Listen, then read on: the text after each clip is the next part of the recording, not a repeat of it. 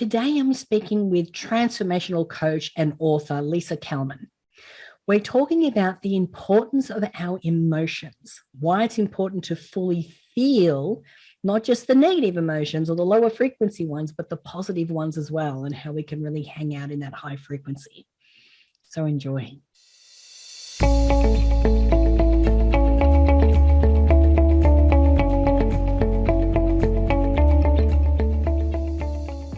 Well, hello, everyone, and welcome to the podcast for this week.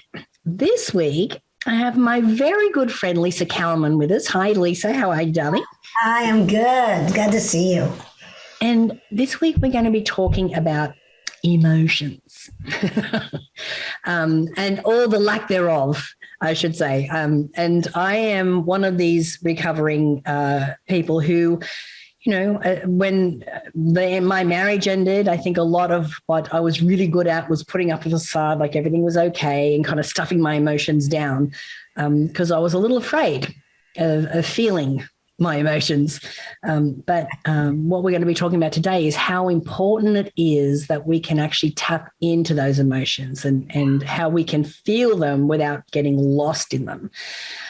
So Lisa is a badass transformational coach.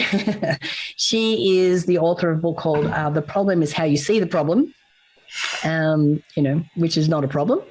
And so we're going to get stuck right into that right now. So Lisa, I mean, do you think that this is such an important subject specifically now that we start to talk about this? Yeah. And Natalie, thank you for having me. I love you. I love your work. I'm so happy. We've known each other for years and we've never done this. And I'm so excited.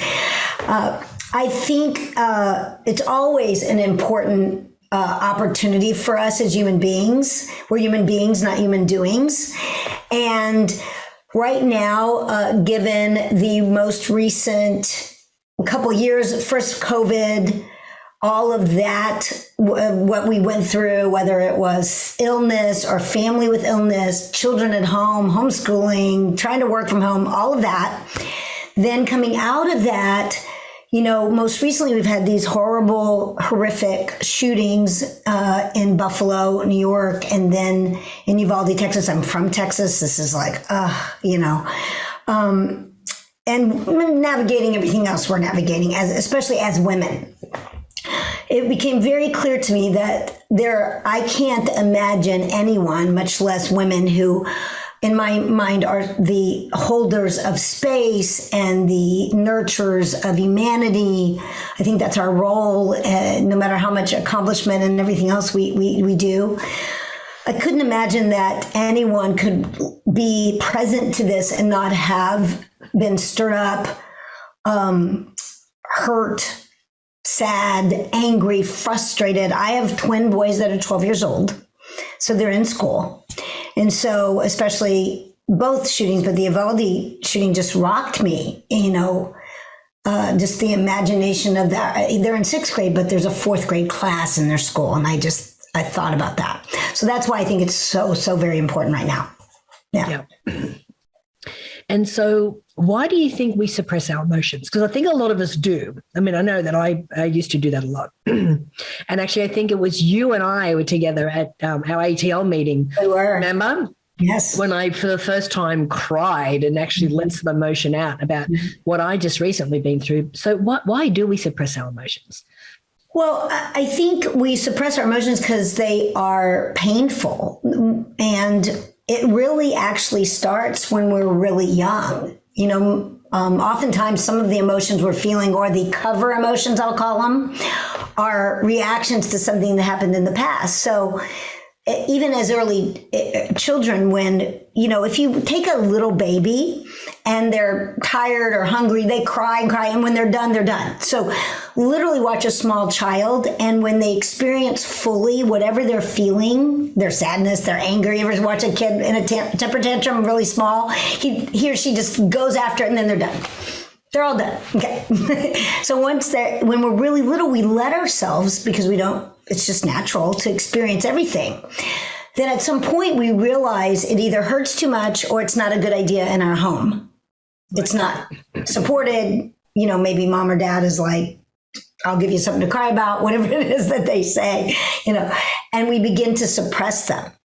And then it becomes how we survive.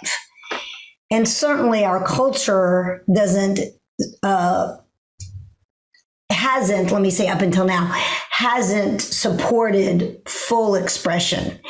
And the other issue with that is, even, I call it authenticity, being fully authentic hasn't been empowered or supported. And then we've, in some ways in our culture, turned it into barf out all your stuff and on somebody else, which that's not it either. It's also about being responsible for whatever you're experiencing. So I don't think we've been supported, and I think sometimes it just hurts too much.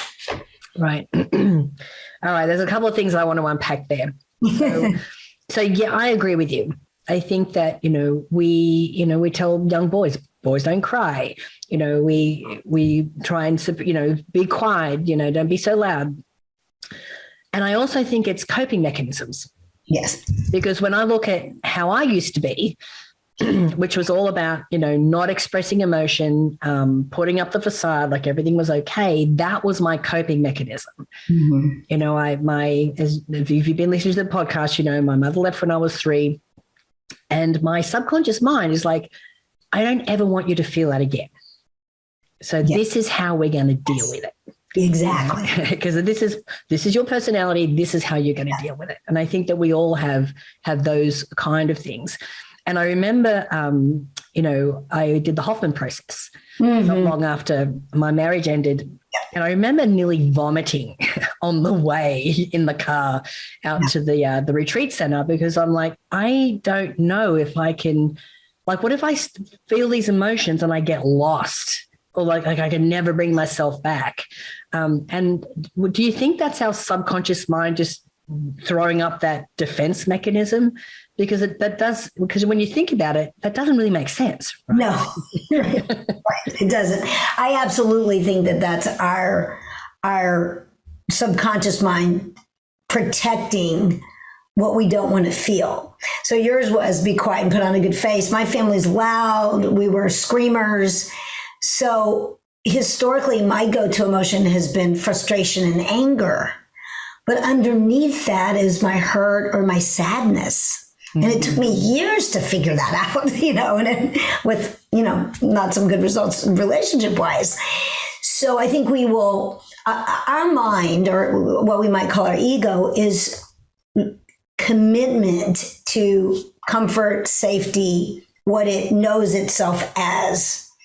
The identity we know ourselves as. That's our commitment. And one other thing I want to say about little kids, they're the same way about their joy.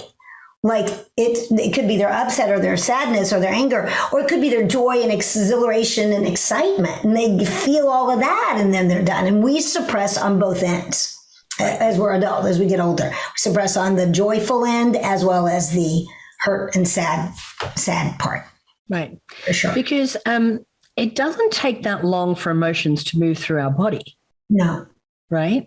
Doesn't. I think our friend Joan Rosenberg, Dr. Joan Rosenberg, talks about, 90 seconds for us to feel it, to express it, for it to come out, and then done. Yeah. So what keeps us in that emotion? Because I think sometimes we go, I'm feeling it, but then it kind of seems to linger. Well, I think what happens is it starts to come up, whether it's our sadness or whatever it is, and then because of our coping mechanisms and not wanting to feel it, we either suppress it so it doesn't get fully experienced. Whatever we fully experience dissipates. Whatever we fully experience dissipates. So it starts to come up. We don't want to feel it, so we stuff it, or we put a cover emotion on it. Frustration's one of those. Irritation, sometimes anger, sometimes you're just angry. That's okay too. Or I say you can be angry, you just can't be angry on other people. So we either stuff it, or we make it wrong and we turn it into a concept.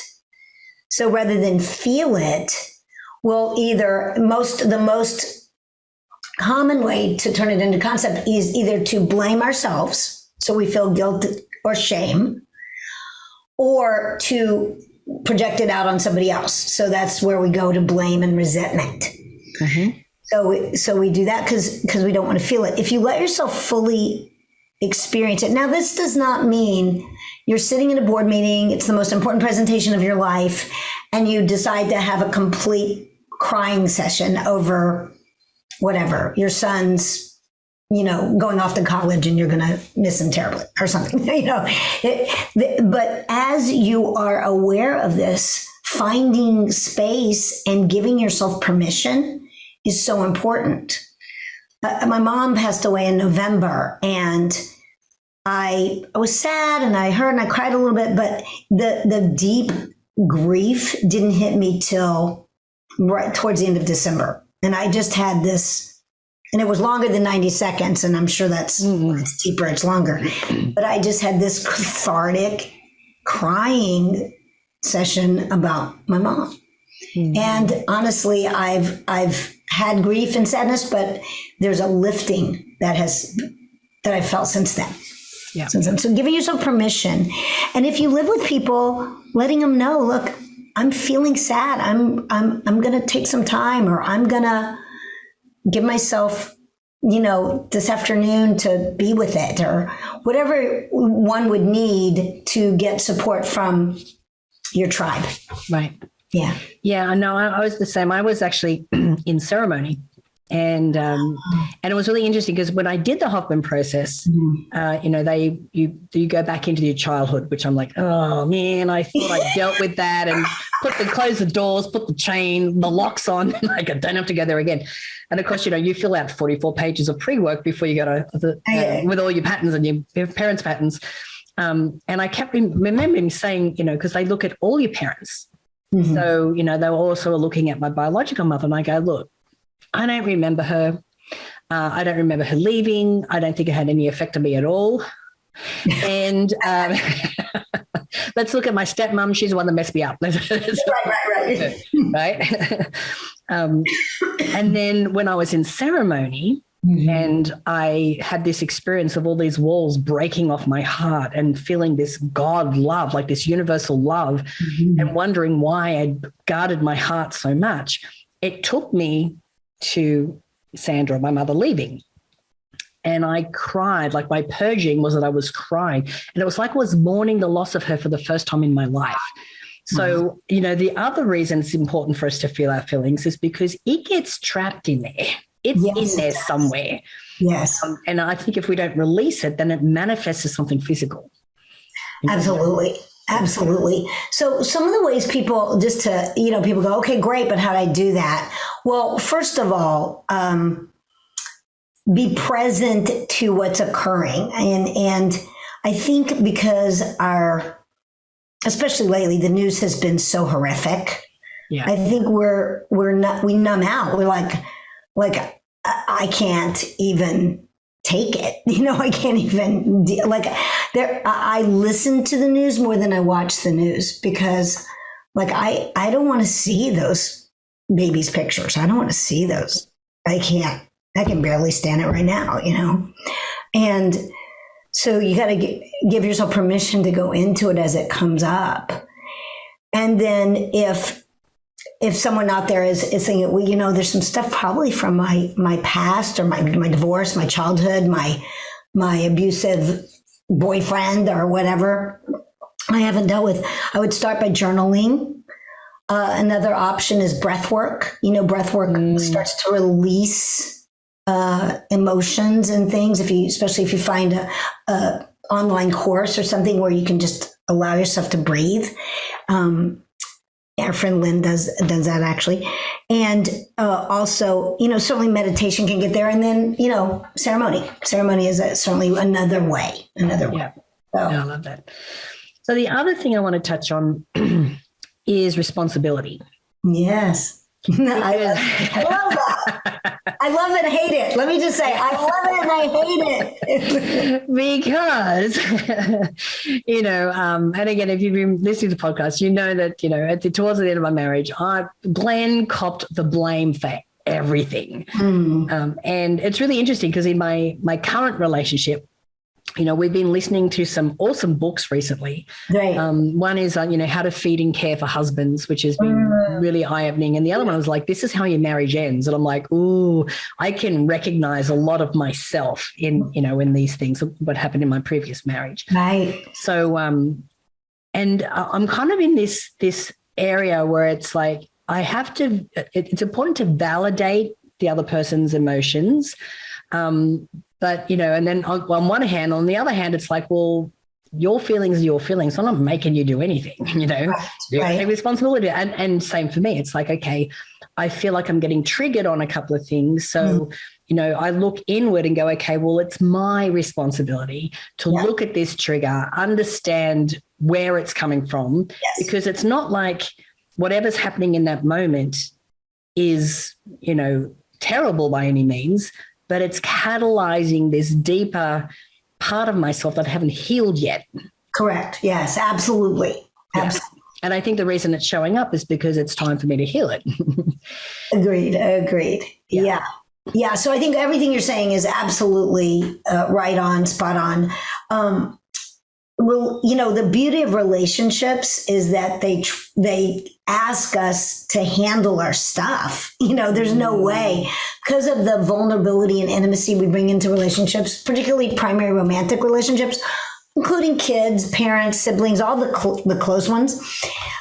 We're asked to handle our stuff. Now, do we? Sometimes we do, sometimes we don't. But it's actually there's a good chunk of my book about this, because if something triggers you, something Bert does or anyone does that triggers you, first of all, notice the reaction. Notice the reaction. And I'm feeling frustrated, angry, whatever that is, and then look at what's the event. Or, well, I'm going to use a really simple one. He did not put the toilet seat down in the middle of the night. Okay. Or something. Okay. All right. So I didn't put the door. I've told him 100 times, whatever that is. And okay, well, the event itself is not, that big a deal. It's not an end. It's not a relationship ender. It's not any of that. Okay, what's my frustration? My frustration is I've told him, or whatever that is. So I've told him this many times, etc. Okay, what's that about? Okay, I feel unheard. I'm not feeling listened to. And then looking back, okay, where in my past did I have a similar experience? Could be mom, could be dad, could be a teacher, could be something, but all upset is rooted in all resistance and upset is rooted in some belief and some unmet need. Right. Yeah. So what you're saying is perfect. Okay, I'm responsible for my experience here. Where is it coming from? Now, there may be moments in your relationship where something happens and it's not workable. Hey, this doesn't work given our relationship, given our values, given our agreements. We absolutely dive in and have that conversation. Mm. It's not about eating all of it. Exactly. Well, my trigger is definitely feeling like I'm being criticized or being told what to do. Mm-hmm. Which is why I've been my own boss or, had my own companies for a very long time. Right. Is that your stepmom stuff? Yes, absolutely. Mm-hmm. And so when I sort of sit in that and unpack that, Bert, my partner, he's a father of 4. He ran a very successful company. He's used to being a director. He's used to telling people what to do. And of course I'm 50 times a day. Right. I'm definitely working on it because it's not like there's any malice or anything, but then when I can sit back and not be so emotionally charged about it, I can go, okay, I can see what's happening here. It's fine. Right. And so my responsibility part in it is not to be so, triggered. Although it also, when I communicate with him and go, look, when you say this, I kind of feel this, I'm working on it, but, so absolutely. We're kind of working together to minimize that. Yeah.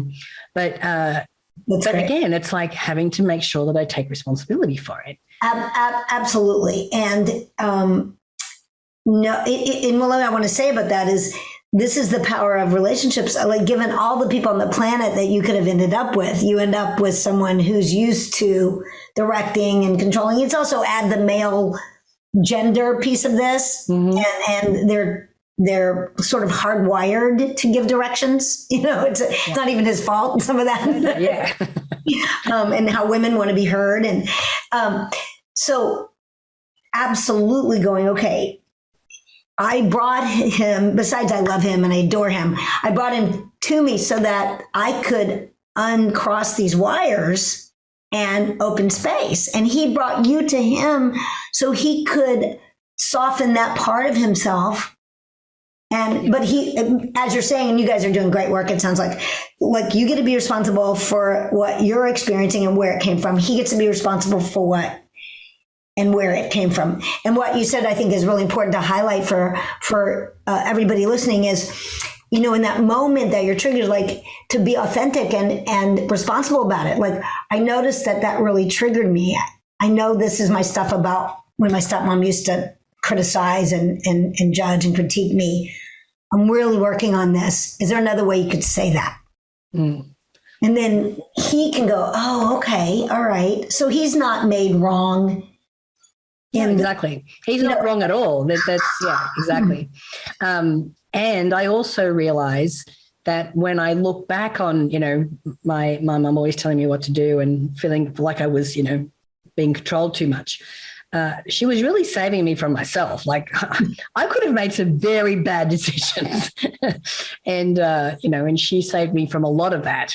So, and again, I can reframe that story and go, yeah, she told me what to do, but she did it for my own good. And thank you, because here I am, Yeah, look at you. Amazing. Yeah. So in the trainings that I train and we train, one of the things we say about our parents is they did the best they could given what they knew.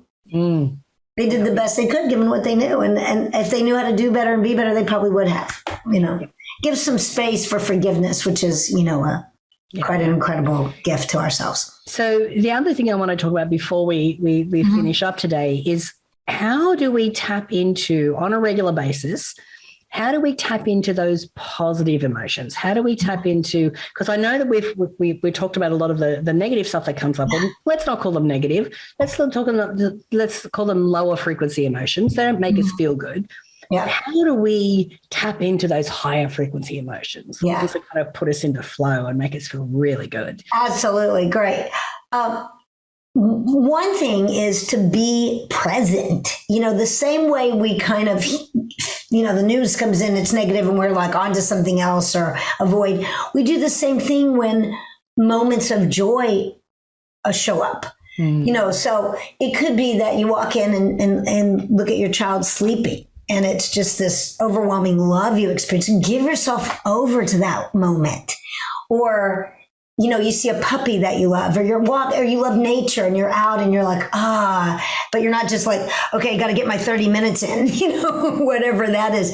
So when there's this moment of joy, appreciation, beauty, be in it, feel it, experience it and allow yourself to experience that fully as well.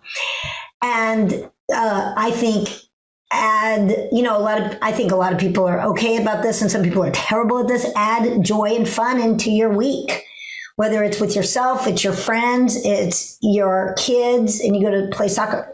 Add joy and fun. We actually, game nights, whatever, you got to schedule it. You literally have to schedule it. And then we know, and as we talked about, the value of appreciation and gratitude. So with gratitude, I have a way of speaking about gratitude, like do your journals. So many people do this, so valuable.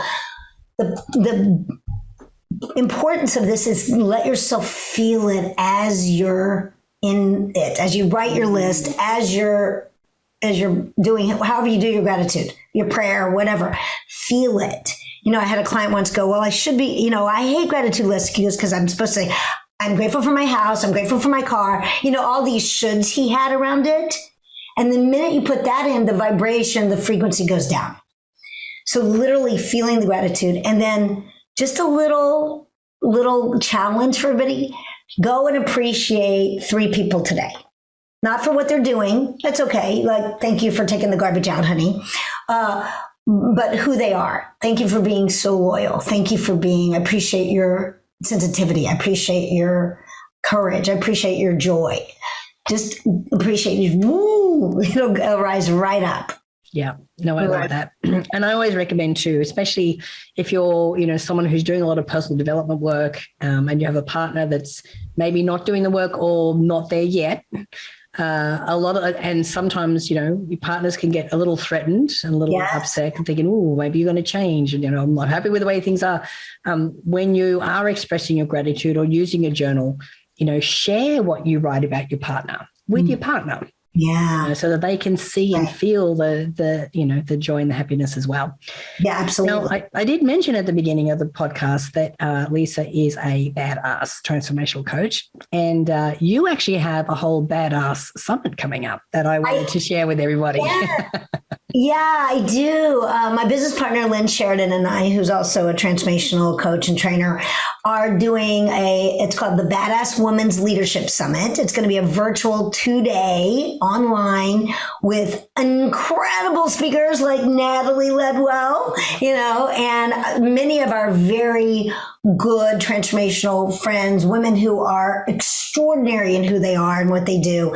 So it's July 6th and 7th, and we're just super excited about it. We're just super excited about it's free. It's just an opportunity for women to up level and inspire themselves, especially in these times. We just think it's important. Yeah, because if I was to express gratitude, it's not just to have you and Lynn in my life, but, we are very fortunate to have some badass women, in our circle that really, really do uplift, are really inspiring. So I will make sure that the link for this particular summit is in the show notes. So make sure that you click on that link. You can register for free.